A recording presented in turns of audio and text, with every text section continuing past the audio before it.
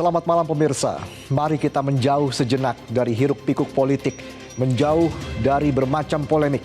Dengan Pancasila dan konstitusi sebagai referensi, kita berdiskusi untuk perbaikan negeri. Membahas bermacam isu kebangsaan, bukan kepentingan pribadi, kelompok, atau golongan. Para narasumber visi negarawan duduk bersama untuk memecahkan berbagai persoalan bangsa. Dan apa tema diskusi kita? Berikut rangkumannya.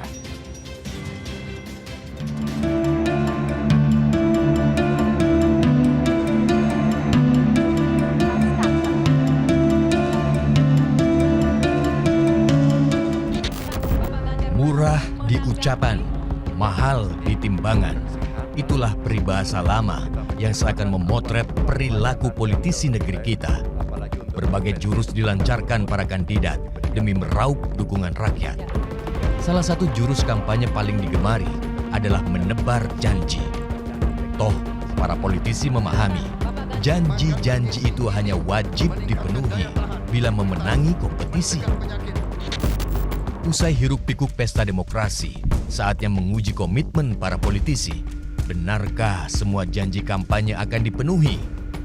Agama mengajarkan, janji adalah utang, dan utang tentu harus dilunasi. Dalam sistem presidensial, kepala pemerintahan memiliki kewenangan mengelola keuangan negara sebagai bagian dari kekuasaan eksekutif. Kewenangan itu dikuasakan kepada Menteri Keuangan sebagai bendahara negara dan menteri atau pimpinan lembaga negara. Menurut 3 paket undang-undang bidang pengelolaan keuangan negara, Menteri Keuangan menjalankan fungsi pengelola fiskal, bendahara umum negara, dan pengelola barang milik negara. Menteri Keuangan pada hakikatnya adalah Chief Financial Officer Pemerintah Republik Indonesia, sedangkan menteri dan pimpinan lembaga adalah Chief Operational Officer untuk departemen di bawahnya. Bung Hatta pernah mengatakan, kemerdekaan bukanlah tujuan akhir, namun syarat untuk mencapai kebahagiaan dan kemakmuran rakyat. Karena itu pula, alinea keempat pembukaan konstitusi merumuskan secara tegas, salah satu tujuan pembentukan negara Republik Indonesia adalah untuk memajukan kesejahteraan umum. Pertanyaannya, sekian puluh tahun merdeka, apakah Indonesia makin mendekati atau justru makin menjauhi dari cita-cita kemerdekaan? Apakah kekayaan negara sudah digunakan untuk sebesar-besarnya kesejahteraan anak bangsa? 11 tahun lalu, negarawan Surya Paloh telah menggugat capaian pembangunan yang belum mampu mewujudkan cita-cita kemerdekaan. Merubah nasib bangsa ini, merubah positioning orang-orang miskin, orang-orang susah, orang-orang yang tidak berdaya, orang-orang yang masih kurang dalam kehidupan yang normal, bisa bergerak ke arah yang lebih baik. Mereka yang tidak mendapatkan fasilitas listrik yang terus-menerus bisa setiap waktu di rumahnya. Air bersih dalam sebagai satu kualitas yang bisa diperolehnya. Mereka memerlukan perubahan. Demikian juga anak-anak yang tidak bisa tersenyum bergembira ria menyambut terbitnya matahari pagi. Mereka memerlukan perubahan itu. Kita sekarang ada pada momentum yang bisa membuat perubahan itu apabila kita bergerak ke arah sana. Undang-Undang Nomor 1 Tahun 2004 tentang Perbendaharaan Negara menyatakan APBN merupakan dasar bagi pemerintah pusat untuk melaksanakan penerimaan dan pengeluaran anggaran. Dalam melaksanakan APBN, setiap pejabat dilarang mengeluarkan anggaran jika pos pembiayaannya tidak tersedia atau tidak cukup. Pelaksanaan APBN juga harus berdasarkan prinsip hemat, sederhana, efisien, dan sesuai kebutuhan teknis yang dipersyaratkan. Pelaksanaan APBN juga harus efektif, terarah, dan terkendali sesuai dengan rencana.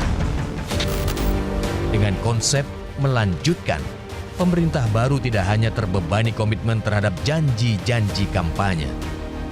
Pemerintah baru juga memiliki komitmen untuk menuntaskan program-program pemerintahan sebelumnya. Yang jadi pertanyaan, apakah negara punya cukup dana untuk membiayainya? Pemasukan negara dari pajak misalnya terhitung rendah. Idealnya, rasio pajak negara berkembang adalah 15%.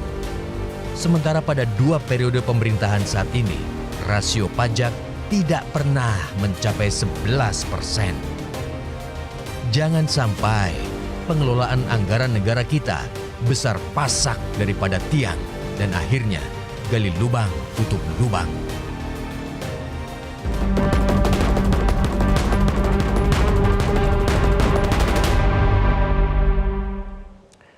Mengumbar janji adalah salah satu jurus kampanye paling mumpuni. Demi meraup suara rakyat, berbagai janji ditebar para kandidat. Teolog James Freeman Clarke menyatakan politisi hanya peduli dengan pemilu mendatang, sedangkan negarawan peduli dengan generasi mendatang. Politisi bermental negarawan semestinya menahan diri untuk tidak mengumbar janji, apalagi bila realisasi janji membuat anggaran negara terbebani. Dalam publikasi IMF tahun 2012, ekonom Paulo Mauro menulis, kebijakan keuangan publik mencerminkan pilihan moral. Haruskah orang kaya membayar pajak lebih besar? Lalu bagaimana redistribusi kekayaan negara? Apakah kebijakan anggaran mencerminkan keadilan? Apakah anggaran digunakan untuk mengatasi kesenjangan atau difokuskan untuk menggenjot pertumbuhan? Menagih janji negarawan adalah tema diskusi malam ini bersama saya Valentinus Reza, dan sudah hadir di studio para narasumber visi negarawan malam ini. Yang pertama adalah Rektor UIN Syarif Hidayatullah, Profesor Asep Saifuddin Jahar PhD. Prof. Asep, selamat malam. Selamat malam. Dan juga sudah bergabung bersama kami Dekan Fakultas Ekonomi dan Bisnis Universitas Indonesia, Teguh Dartanto PhD. Selamat malam Mas Teguh. Selamat malam Mas. Dan juga sudah hadir bergabung bersama kami mantan Menteri Perencanaan Pembangunan Nasional Andrinov Caniago. Pak Andrinov, selamat malam, apa kabar? Kita akan berdiskusi lebih lanjut terkait dengan tema kita malam ini, menagih janji negarawan. Tapi kita harus jeda dulu pemirsa, kami akan kembali sesaat lagi.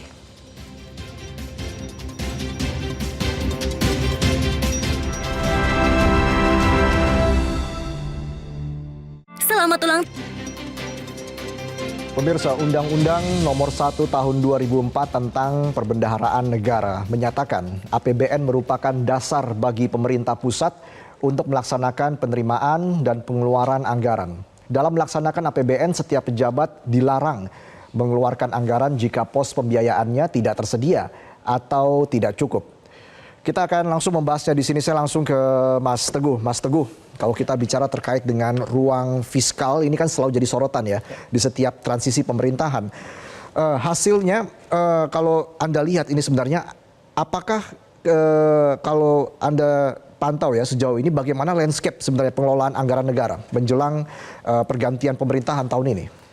Iya, ini memang menarik ya, setiap transisi pemerintahan baru dengan yang lama ini kan presidennya ganti ya. Ini adalah sebuah tantangan besar bagaimana transisi ini bisa berjalan. Karena tantangannya adalah di tengah ruang fiskal kita yang terbatas, penerimaan negara yang tax ratio kita nggak pernah lebih dari 11%, tidak ada keleluasaan atau tidak ada keistimewaan bagi pemerintah mendatang untuk bisa merealisasikan janji-janjinya. Sehingga tantangan di masa transisi ini adalah bagaimana kita menyeimbangkan antara keberlanjutan program, kan kita nggak mungkin mengganti semuanya yang sudah dilakukan pemerintah sebelumnya kan. Ada yang perlu dilanjutkan, di sisi lain pemerintah mendatang juga memiliki kewajiban atau juga ada keinginan untuk memenuhi janji-janjinya. Tetapi dari sekian janji itu saya rasa ruang fiskal atau APBN kita itu nggak akan mampu dan cukup untuk memenuhi itu. Sehingga yang perlu dilakukan adalah bagaimana menjaga keselarasan antara keberlanjutan program yang sudah ada pemerintah sebelumnya dan bagaimana memilih prioritas program-program apa yang paling urgent. Nah, itu paling penting ya, prioritasnya ya. Prioritas yang paling urgent untuk dieksekusi secepatnya. Karena tidak mungkin semua janji itu bisa dilaksanakan dalam satu waktu karena kita nggak punya duit. nggak ada keluasaan. Sehingga orang harus memilih. Inilah yang juga harus menjadi perhatian ya bagi para politisi atau yang apapun gitu.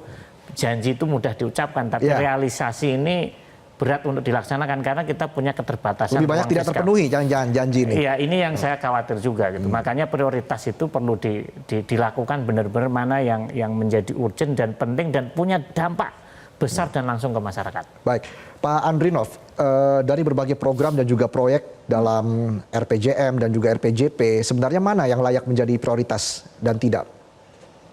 Ya, prioritas itu kan kalau seharusnya tentu berdasarkan kajian, pertimbangan rasional, pertimbangan yang terukur, dan ya prioritas ini penting juga untuk melihat hal yang mungkin tidak terlihat untuk jangka pendek. Ya. Itulah kelemahan dari visi anggaran kita selama ini. Visi anggaran kita selama ini selalu orientasinya bagaimana supaya aman, stabil, cukup, ya, terjadi keseimbangan jangka pendek seperti itu. Nah, tapi untuk yang jangka panjang, yang nanti tiba-tiba kita rasakan masalahnya, seperti sekarang nih muncul ide untuk mengenakan pajak impor dari Cina 200% gitu. Ini kesalahan visi masa lalu, nggak bisa terus mau diatasi dengan persoalan seperti ini. Nah, visinya itu apa? Ya bagaimana untuk ekonomi misal makin kuat, makin kokoh, daya saing betul-betul bertambah sehingga kita bisa pasar kita sendiri dalam negeri bisa kita isi. Nah, ini perlu visi fiskal itu tadi. Ya, kalau fiskal ini untuk melayani kebutuhan-kebutuhan jangka pendek yang politis, nah yang pelan-pelan makin melemah ini lama-lama makin besar, menjadi beban yang juga akan besar gitu kan. Larinya ke devisa yang makin lemah, tertekan. Jadi akumulatif ya? Iya, ke tekanan mata uang dan sebagainya, yang kemudian ke inflasi dan sebagainya. Karena itu kebijakan fiskal kita ini ya, yang mana pada akhirnya ditetapkan bersama dengan DPR, ya di samping untuk memikirkan hal yang urgent saat ini, ya juga harus berpikir untuk jangka panjang. Mana belanja modal, belanja investasi yang nanti akan memperkuat ekonomi, yang membuat pertumbuhan kesejahteraan itu berkelanjutan, yang keluar lepas dari fluktuasi-fluktuasi keadaan sosial ekonomi. Ini yang tidak terlihat ya dalam beberapa dekade terakhir ini. Gitu. Tidak terlihat, tapi efeknya banyak ya? Oh, efeknya banyak. Cuma kadang-kadang kita tidak sadari. Ya seperti itu, sangkat kasus yang tadi itu. Tiba-tiba ada menteri mau mengusulkan ke Menteri Keuangan supaya keluarkan kebijakan pengenaan pajak impor bagi barang-barang dari Cina. Itu nggak masuk akal, melawan hukum pasar, gitu. Kemudian melawan kekuatan konsumen, itu nggak akan juga menyelesaikan masalah. Nah, carilah masalah mendasarnya. Dan mungkin nggak itu akan terjadi lagi di jangka panjang. Bagaimana misalnya kalau ketahanan pangannya betul-betul makin tahan gitu, nggak lagi bolak-balik seperti yang terjadi selama ini. Nah, ini harus dipikirkan juga dalam kebijakan fiskal kita. Oke, jangka pendek kita amannya berapa tahun depan? Ya, tapi alokasi untuk jangka panjang, yang ini yang namanya visi. Visi ini kan ngelihat jauh ke depan, ngelihat dampak terbesar, jangkauan terluas, lintas kelas, lintas sektor, lintas wilayah, lintas waktu. Apalagi mimpinya besar untuk Indonesia Emas. Nah, itu dia. 2045 Jangan hanya statement yang menarik, tetapi harus diturunkan. Bagaimana supaya yang namanya pertumbuhan yang berkelanjutan, pertumbuhan yang lebih tinggi lagi tetapi berkelanjutan. Nah, ini kuncinya tetap di fiskal. Nah, kalau sembarangan kasih ini minta kasih, ya udah, akhirnya nanti tahu 5 tahun kemudian, mungkin nggak nyampe 5 tahun kemudian udah kita merasakan lagi ada masalah. Ya kenapa? Produktivitas rendah, misal daya saing makin rendah. Nah, ini yang harus dipikirkan dalam merancang anggaran publik itu. Sebelum saya ke Profesor Asep, kami juga melakukan jejak pendapat sederhana melalui media sosial pemirsa, dan kita lihat berikut ini dengan pertanyaan, apakah pengelolaan anggaran sudah berpihak pada rakyat miskin? Yang mengatakan sudah 25%, yang mengatakan belum 75%. Nah, artinya di sini memang masyarakat pesimis mayoritas ya. Prof. Asep, tanggapan Anda seperti apa dengan jejak pendapat ini? Ya, terima kasih. Tentu ini melanjutkan dari Mas Teguh tadi ya, terkait dengan anggaran yang dirasakan oleh masyarakat kan kebutuhan pokok ya.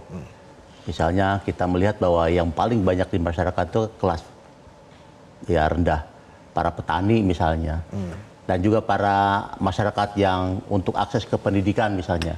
Bagaimana akses pendidikan ini masih rendah sekali. Ya. Artinya bagaimana yang disebut tadi priority yang dilakukan oleh pemerintah terkait dengan aspek ya misalnya pupuk, bibit, kemudian ekosistem pertanian dan sebagainya. Sudah dilakukan apa belum? Betul misalnya akan dilakukan dengan istilah project food estate.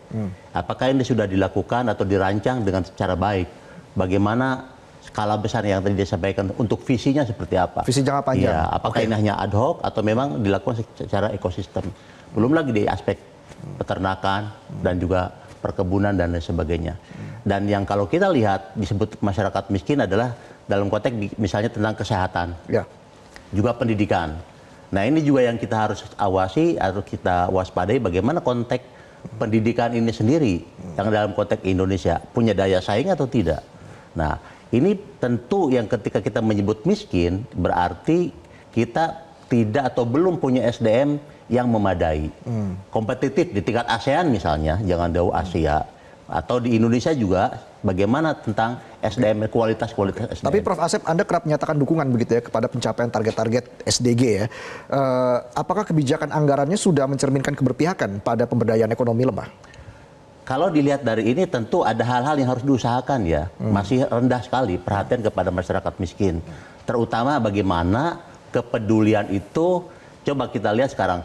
Para petani dari data misalnya yang umur 54 sampai 55 sudah mulai turun. Anak-anak muda sudah tertarik kepada pertanian. Padahal kita masyarakatnya kan masyarakat agraris yang membutuhkan tuh. Jangan sampai kita dalam tanda kutip kelaparan gara-gara kita tidak punya akses. Kemarin disebutkan kita bisa ekspor beras. Sekarang bahkan kita mengimpor. Ini artinya ada sesuatu yang harus kita lakukan bagaimana penguatan di masyarakat bawah terkait dengan skill.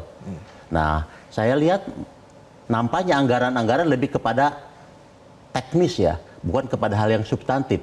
Maksudnya penyediaan-penyediaan bagaimana Jadi masyarakat. kebanyakan salah sasaran ini sejauh ini. Ya banyak yang salah sasaran tentunya, sehingga tidak ada priority yang tadi disampaikan oleh Mas Teguh.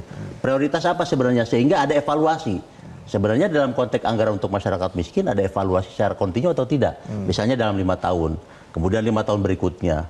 Sehingga memang ada kontinuitas, sehingga tidak jejak gitu, lompat ke sini, kemudian yang tadi disebutkan hanya untuk menjaga keseimbangan saja, sehingga mengeluarkan uang dari saku kiri ke saku kanan hanya untuk menjaga kestabilan. Sementara untuk keunggulan tidak dilakukan. Sementara negara lain kayak Vietnam, Thailand, kita kalah bersaing oleh mereka. Padahal kita sudah punya sumber. Lobster misalnya, masih ribut kita tentang lobster. Bagaimana dengan padi dan sebagainya. Ini adalah suatu pekerjaan yang banyak yang harus kita lakukan bersama. Yang paling penting yang saya lihat tidak dibangun ekosistem. Ekosistem, ya, ekosistem dalam konteks antar departemen tidak begitu. Baik, masih seputar pengelolaan anggaran, pemirsa, beban APBN 2025 sangat berat. Ada kebutuhan melanjutkan program untuk pemerintahan saat ini di tengah kebutuhan realisasi janji-janji kampanye pemerintah baru. Kami melakukan jejak pendapat sederhana melalui media sosial. Kita akan lihat kembali berikut ini, pemirsa. Iya, dan ini adalah jejak pendapat yang kami lakukan dengan pertanyaan mengurangi beban anggaran sebaiknya.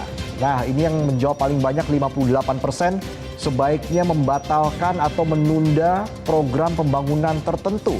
Lalu juga untuk angka 29%, yang kedua adalah memangkas subsidi, menaikkan pajak 9%, lalu menambah hutang negara 4%. Jadi mungkin tidak, Mas Teguh, kalau Anda lihat ini, membatalkan atau menunda program pembangunan tertentu, misalnya menunda program makan siang gratis, misalnya seperti itu. Ya, ini memang menarik ya, di tengah keterbatasan fiskal yang ada, ini kan ada tekanan ya, akhirnya bagaimanapun pemerintah mendatang ini pengen merealisasikan janji-janjinya. Ini kan masalahnya adalah kredibilitas ya, kredibilitas pemerintah baru. Kalau pemerintah baru ini tidak bisa mendeliver janji-janjinya, kredibilitasnya kan akan turun. Dan di mata masyarakat ini kan nggak baik. Oleh karena itu kan, walaupun mungkin tadi hasil polling menunjukkan bahwa sebagian besar adalah pengen janji-janjinya dibatalkan, tetapi saya rasa ini bisa mengganggu kredibilitas pemerintah mendatang.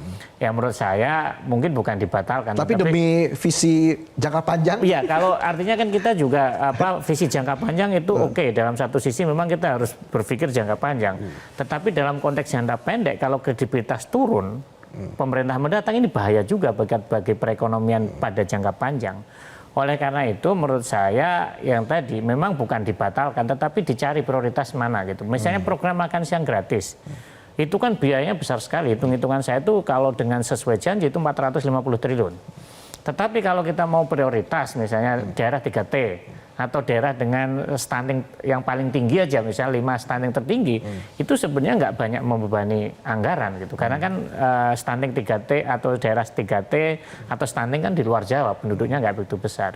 Artinya memang dari sini terlihat bahwa dari hasil survei ini menurut saya respondennya ini sangat realistis dan sangat rasional kan artinya ini menarik sekali gitu. Jangan sampai juga saya berpikir bahwa pasti orang nggak pengennya ditarik subsidi, tapi kan bahaya juga nggak populis. Nah isunya adalah bagaimana ini tetap ada harus keseimbangan. Saya termasuk orang yang jalan tengah ya ini bagaimana keberlanjutan tetap jalan. Janji direalisasikan, tetapi yang mungkin yang perlu dijaga adalah disiplin fiskal. Fiskal itu harus disiplin, artinya ada rambu-rambu itu dipantui, prioritasnya apa, jangan sampai defisitnya membengkak jauh sampai lebih dari 3%. Tetapi yang perlu dipikirkan adalah, saya itu sangat concern dengan pembiayaan dari pembangunan ini APBN yang wacana-wacana untuk menaikkan hutang, ini bahaya. Karena artinya apa? Yaitu tadi, keberlanjutan itu nggak hanya keberlanjutan fiskal aja, tapi seperti disampaikan Prof. Adrino bahwa kita harus punya visi masa depan, kita juga harus menjaga keseimbangan masa kini dan masa mendatang, generasi sekarang dan generasi masa depan. Kalau begitu Pak Caniago ini bagaimana Anda melihat ini tadi soal ini saya sambung ya. Masyarakat bahkan elit politik termasuk yang sudah berjanji itu sendiri itu harus diedukasi tentang bahwa janji politik itu bukan sesuatu yang final ya, tidak boleh dianggap sebagai sesuatu yang final ya, karena umumnya itu lahir dari ide-ide spontan. Ada juga yang munculnya dari ide tadi malam yang belum dimatangkan ya. Nah, sistem perencanaan pembangunan kita ya sudah ada. Sistem anggaran juga di keuangan negara juga udah ada. Nah, kita nanti pemerintahan ini akan menerima rancangan teknokratik namanya. Dari situlah bahan yang bisa merasionalisasi ide-ide. Nah, jadi ada waktu dan memang waktu itu untuk dimanfaatkan antara mimpi sementara yang dijanjikan ke publik yang menarik itu harus disesuaikan lagi dengan ukuran-ukuran yang realistis. Nah, termasuk untuk bagaimana cara mencapai tujuan jangka panjang gitu. Nah, jadi jangan sampai memaksakan diri. Wah, pernah janjikan ini lalu itu harus jadi, ya. Enggak harus begitu. Dalam sistem kebijakan kita enggak seperti itu. Ya, ada nanti naskah rancangan teknokratik yang disiapkan selama 1 tahun biasanya oleh Bappenas. Setelah itu pemerintahan ini jalan, ada lagi musrenbang dari bawah sampai ke atas, dari atas sampai ke bawah. Nah, itulah yang harus dijadikan bahan untuk menjadikan rencana yang final untuk 5 tahun, bahkan di situ bisa disisipkan untuk jangka panjang 20 tahun ke depan. Anda melihat hal seperti itu, Prof. Asep, dari pandangan Pak Andrinov Caniago tadi? Ya, tentu yang tadi disampaikan terkait dengan janji iya, tapi kita kan tentu punya rencana secara grand planning ya tentunya. Tidak semata-mata apa yang disampaikan keinginan oleh calon presiden atau presiden yang akan datang. Ada tahapan-tahapan yang tentu tadi sebetulnya ada priority yang sudah dikaji lebih dalam. Dan inilah tentunya kajian-kajian ini saya yakin untuk membangun ketahanan dan juga keunggulan ya. Contoh misalnya, sebenarnya human resource kita ingin diunggulkan apa sih ke depan? Yang disoroti misalnya ketika janji kemarin, bukan janji artinya slogan terkait dengan guru misalnya, peningkatan kesejahteraan guru. Kemudian hubungan stunting dengan makan siang. Ya tentu itu tadi penting. Tapi sekarang ada tahapan nggak dalam 5 tahun untuk bisa itu tercapai dan ada keunggulan-keunggulan. Saya ingin menyoroti misalnya SDM kita yang tadi saya sampaikan di perguruan tinggi. Belum ada perguruan tinggi kita yang unggul se-ASEAN. Nah, ini problemnya apa? Apakah karena kita tidak punya priority atau tidak punya target keunggulan? Padahal kalau SDM kita berada di luar negeri sebagai researcher, peneliti, itu mereka bisa menjadi peneliti dan lain sebagainya. Tapi ketika mereka enggan juga pulang, karena kita Indonesia belum menghormati dan melakukan priority untuk keunggulan di dalam konteks peningkatan SDM. Ini problem. Nah, ini problem sekali. Dan harus solusinya nih, solusi konkretnya. Ya tentu solusi konkret yang saya tadi ada priority, keunggulan apa yang akan kita lakukan, bukan hanya cukup untuk kebutuhan dasar semata, sehingga kita dalam daya saing. Nanti Pak Adrof akan menambahkan usai jeda ya Pak. Kita jeda dulu pemirsa, Visi Negarawan akan kembali saat lagi.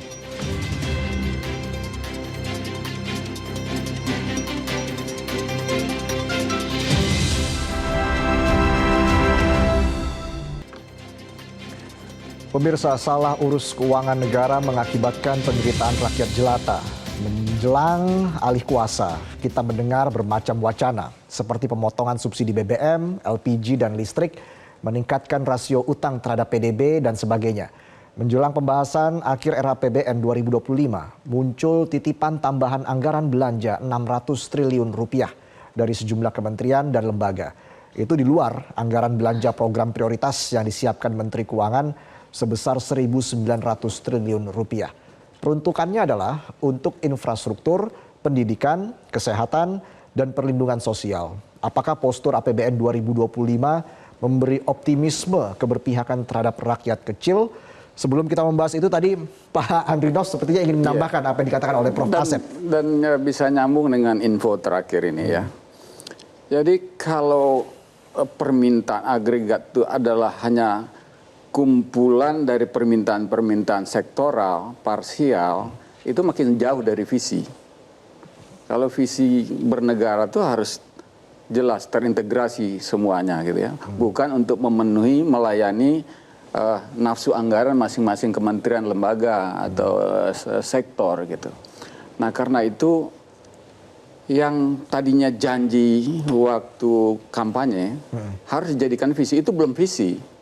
Visi itu harus betul-betul dia knowledge base ya, berbasiskan ilmu pengetahuan dengan penjelasan yang logis, rasional, mempertimbangkan berbagai aspek dan tentu ininya tujuan ya berbangsa itu tadi gitu.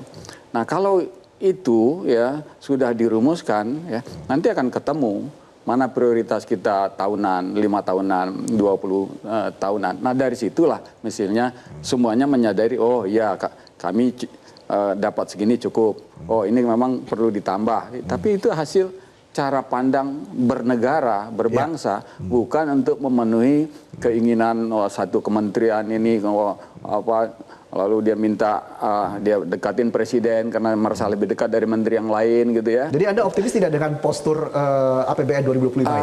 Gini, nanti Mas Teguh bisa jelas. Yang namanya membangun itu pasti anggaran itu terbatas. Ya, karena yang pembangunan itu kan antara harapan, keinginan dengan ya sumber daya yang kita miliki. Karena itulah solusinya adalah bagaimana perencanaan yang matang dan menemukan prioritas yang betul-betul nilainya tinggi. Jadi sebetulnya ya itu biasa aja masalah anggaran kita disebut kurang gitu ya. Nah tapi nanti kan dilihat lagi mana yang lebih masih potensial untuk mendatangkan anggaran. Sumber anggaran kita bukan hanya pajak, walaupun mayoritas dari pajak, tetapi mengambil dari hasil sumber daya alam apakah sudah dilakukan secara optimal yang untuk kepentingan negara. Ya, dalam kasus batu bara ya, lebih banyak yang besar sekali untuk yang di luar negara gitu. Nah itu peluang misalnya. Mungkin ada potensi 400 triliun dari situ. Berapa persen dari Oke. total. Mas Teguh, kebutuhan negara. era RPJPN 2005-2025 ini kan sudah akan segera berakhir ya, begitu ya Mas Teguh. Rencana selanjutnya adalah 2026-2045. Ini Anda melihat sudah matang tidak perencanaannya? Saya rasa sih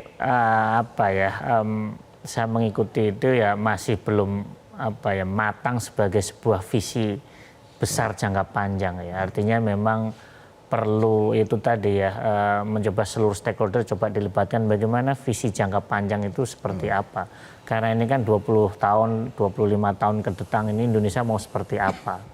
Bahwa sebuah visi itu kan harus jadi sebuah living document ya. Artinya sebuah dokumen hidup yang bisa memberikan arah ya, arah bagaimana pembangunan ke depan itu mau seperti apa. Oke. Dan ini yang menurut saya kalau sifatnya masih parsial dan masih yang tadi sifatnya tadi seperti disampaikan Pak Adrino bahwa kadang kita tuh hanya ingat semalam mau apa terus langsung masuk jadi visi, ini nggak bisa. Artinya memang kita benar-benar punya strategic planning. Kalau di dalam yang lebih kecil itu kan ngomong strategic planning, ini kan sebenarnya visi jangka panjang seperti apa, sebuah dokumen yang ini tuh akan selalu relevan gitu loh, sehingga program atau apapun tuh diturunkan dari situ gitu. Bukan sekarang ini yang terjadi kadang kita karena punya program apa terus dikasih cantolan gitu loh. Nah, bukan harusnya kita bikin ininya visinya seperti apa, programnya ngikutin. Ini seolah-olah programnya dulu baru dibikin cantolannya. Sehingga yang terjadi bukan visi ini, kayak bungkusnya aja gitu. Oke, jadi kalau kita bicara soal postur APBN 2025 tadi ya, ini Anda optimis tidak bahwa ini akan berpihak terhadap rakyat kecil? Ya, saya rasa sih kalau kita tetap fokus dari infrastruktur, pendidikan, kesehatan, dan perlindungan sosial itu saya rasa itu berpihak. Tetapi yang saya khawatirkan adalah bukan dari posturnya ya, tadi misalnya, tapi yang saya khawatirkan bagaimana membiayai. Artinya kan pos infrastruktur, kesehatan, pendidikan, perlindungan sosial itu kan sudah dikunci nih. Itu secara saya lihat beberapa tahun ini itu adalah salah satu yang cukup bagus di Indonesia. Tetapi dengan adanya masukan baru, program-program baru dari pemerintah mendatang, duit nggak ada. Yang saya khawatirkan adalah memperlebar defisit. Nah, ujung-ujungnya adalah menaikkan pajak ini susah kan. Yang paling gampang apa sih? Utang kan. Ini yang saya khawatirkan kalau kita utang, walaupun yang selalu dipakai selama ini adalah rasio utang kita masih rendah, masih mendekati 40%. Jepang aja 263% dari PDB. Tapi isunya utang bukan itu. Isu utang adalah bagaimana kita bisa membayar tahunannya bunganya seperti apa. Jepang itu hanya butuh, walaupun utangnya 260% dari PDB, setiap tahun itu dia hanya mengeluarkan 4,9% dari penerimaan negara. Sedangkan Indonesia debt to service ratio-nya itu utangnya sekitar 40% dari PDB, tetapi untuk bayar cicilan bunga setiap tahun itu butuh 12,9%. Artinya bahwa kemampuan untuk bayar utang ini menyedot sekian banyak anggaran ya di masa depan, sehingga inilah yang saya khawatirkan gitu. Sehingga saya berharap pemerintah ke depan pun masih disiplin ya dalam fiskal, sehingga jangan sampai mencoba memenuhi semuanya sekarang tetapi melupakan kondisi keuangan jangka panjang. Kenapa bangunan ekonomi negeri ini belum sepenuhnya ditopang oleh ekonomi nilai tambah?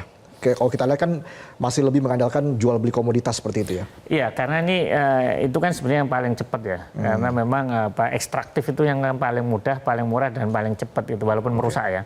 Nah, yang perlu dibangun adalah bagaimana, ya saya setuju dengan adanya program hilirisasi yang ada sekarang ini, tetapi hilirisasinya nggak hanya di sektor tambang.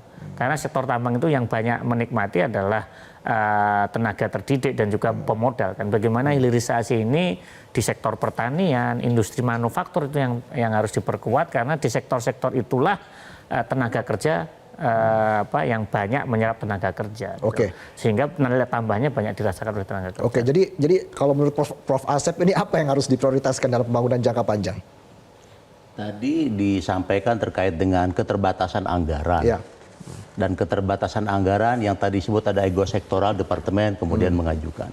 Bagi saya ingin menyoroti aspek seberapa efektif dan produktif dari penggunaan anggaran itu. Penggunaan anggaran efektif dan produktif menurut saya harus ada sinkronisasi dan sinergi antar departemen. Contoh, misalnya Kementerian Kesehatan ingin mengembangkan yang disebut dengan cath lab, ataupun juga sekarang dibutuhkan adalah tenaga dokter spesialis.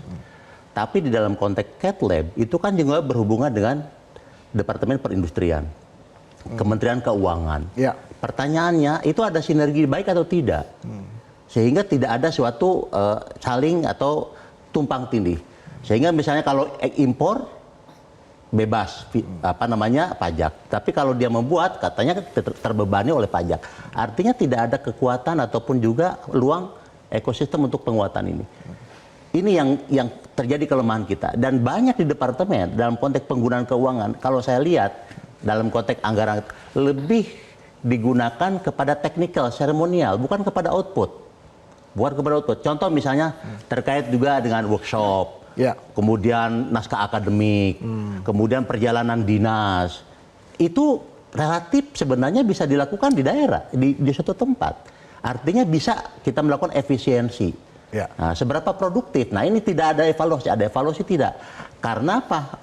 Rutin tahun yang lalu mendapatkan anggaran segini, sehingga tahun ini segini. Tidak dilihat seberapa produktif departemen itu sendiri. Apakah perindustrian, kehutanan, Kementerian Kesehatan, dan sebagainya. Dan yang lebih penting menurut saya, untuk kita meningkatkan daya saing, harus perlu sinergi dengan dunia pendidikan tinggi. Ini tidak ada untuk riset misalnya. Sehingga anggaran-anggaran ini kalau kita analogikan dengan kelompok masyarakat miskin di Indonesia, hanya cukup untuk makan sehari, 2 hari, 3 kali. Tapi bagaimana untuk pendidikannya? Ya, kalau kita menganalogikan Indonesia seperti itu, ya tidak hanya sampai SMP Indonesia itu, tidak sampai ke perguruan tinggi. Nah, itu kalau kita analogikan. Jadi masih harus ada kolaborasi dengan dunia pendidikan, ini menjadi salah satu prioritas juga ya? Ya tentu, karena ini tidak mungkin. Buat apa lembaga pendidikan yang sudah disampaikan oleh Presiden Prabowo misalnya untuk yang kemarin dalam konteks kampanye, itu untuk penguatan guru. Mungkin dan juga bagaimana kualitas riset. Dan juga kesehatan. Ini menjadi poin penting. Dan ini harusnya ada sinergi antar departemen. Bukan semata-mata departemen kesehatan butuh anggaran misalnya segini, tapi mengabaikan departemen yang lain atau departemen yang lain yang tadi disampaikan oleh Prof. Andri Candiago terkait dengan kalau itu terjadi, kita seolah-olah menganggap anggaran ini tidak dalam satu tubuh. Kaki mana, tangan di mana, muka di mana, seolah terpisah. Sehingga kita tidak akan bisa lari. Yang ada adalah pemborosan. Ya, kami juga akan menghadirkan jejak pendapat ini terkait dengan apakah pembangunan di Indonesia ini sudah pada arah yang tepat, tapi kita bahas usai jeda pemirsa. Tetaplah bersama kami.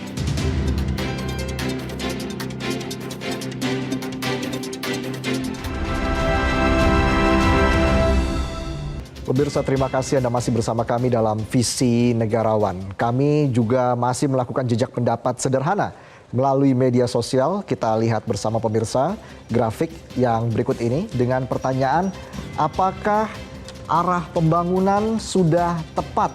Ini yang mengatakan sudah hanya 28%, yang mengatakan belum 72%. Saya langsung ke Pak Andrinov. Kalau begitu Pak Andrinov, bagaimana Anda melihat pendapat ataupun survei dari masyarakat ini? Sebenarnya tantangan struktural yang paling berat itu ada di mana, Pak?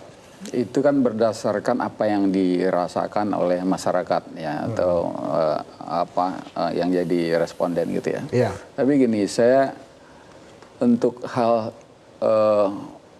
tadi aspirasi masyarakat itu pun harus kita edukasi. Sama pentingnya juga dengan mengedukasi yang elit yang berjanji itu.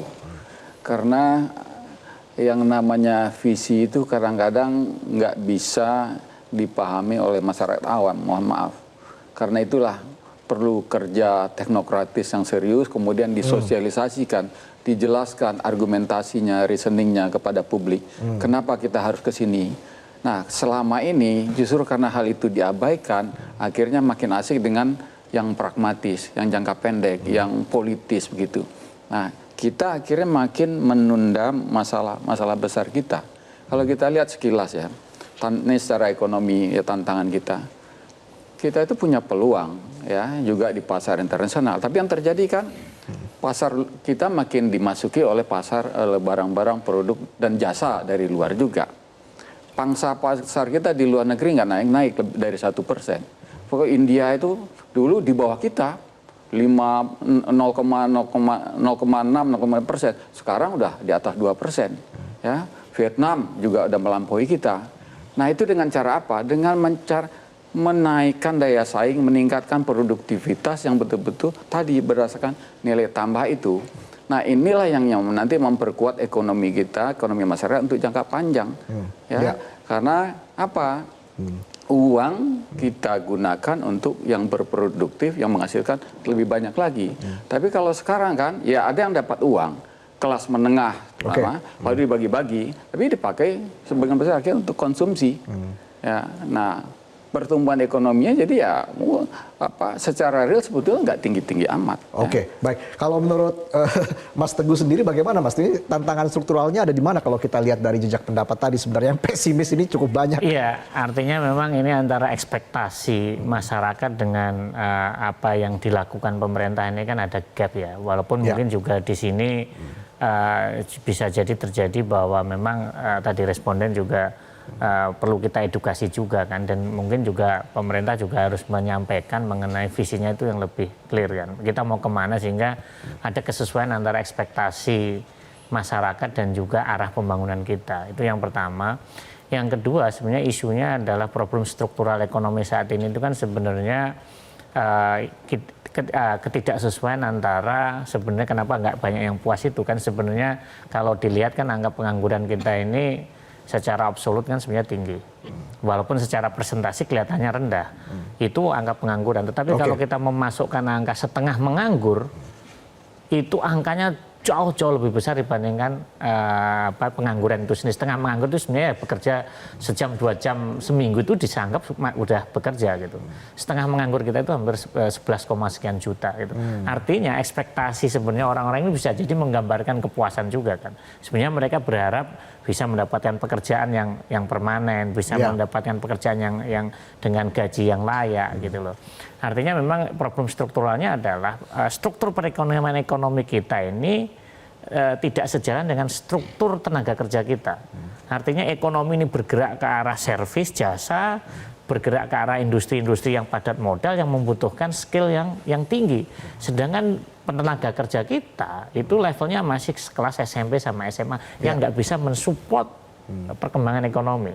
Ini yang perlu diselaraskan antara arah ekonomi dan arah dari pengembangan sumber daya manusia. Oke, apalagi Prof. Asep, ketergantungan kita terhadap sumber daya alam ini kan masih sangat tinggi ya. Betul. Apakah ini secara tidak langsung mengindikasikan bahwa pembangunan tidak berkelanjutan begitu? Ini kan bahaya juga, bahaya begitu bagi generasi penerus, Prof. Asep. Ya kalau menyebut hanya mengandalkan sumber daya alam yang tadi disampaikan, ya tentu sangat instan ya.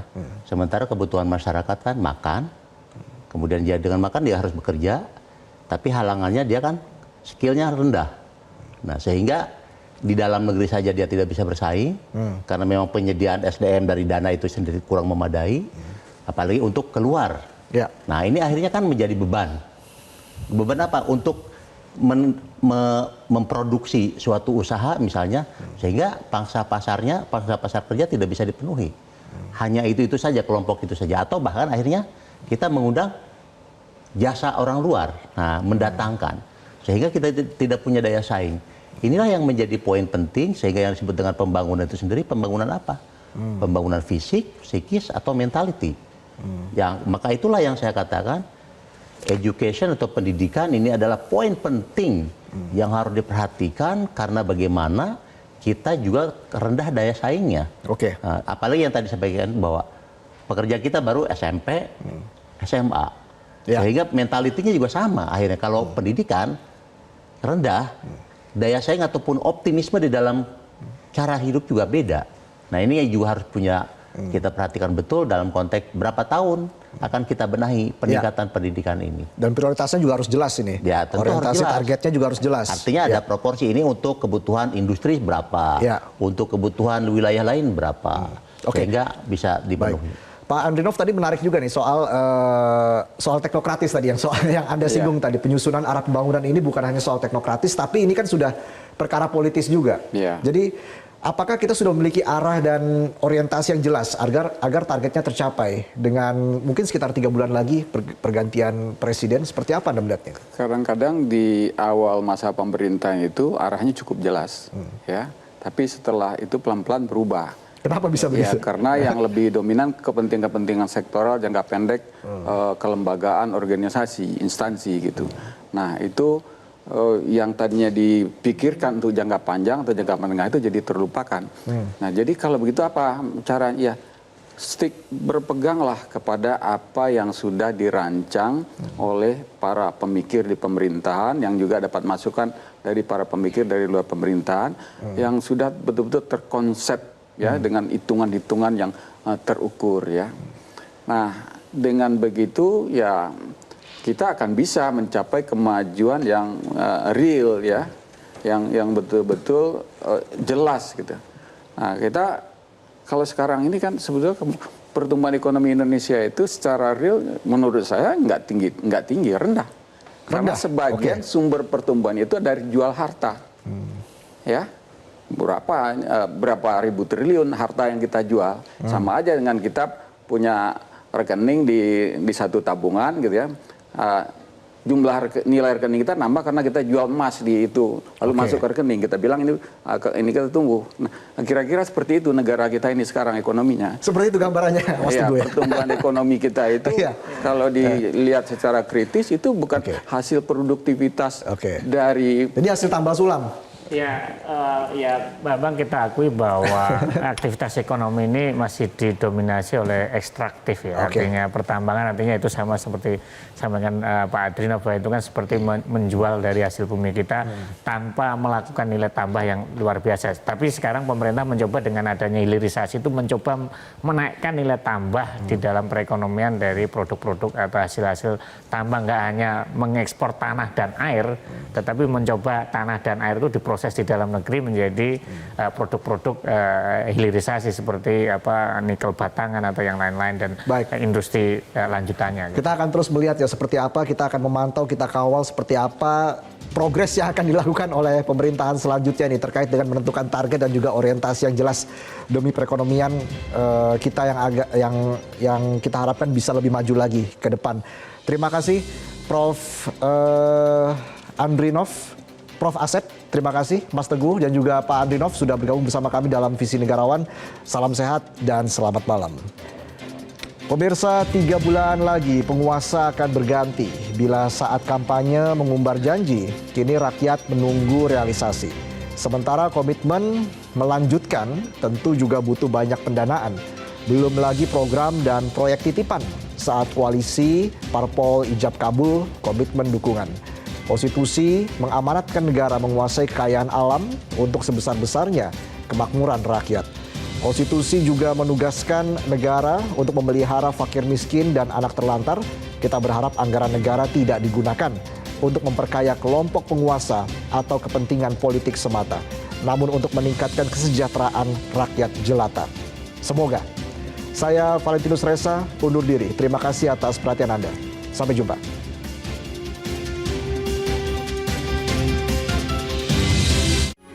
Metro TV.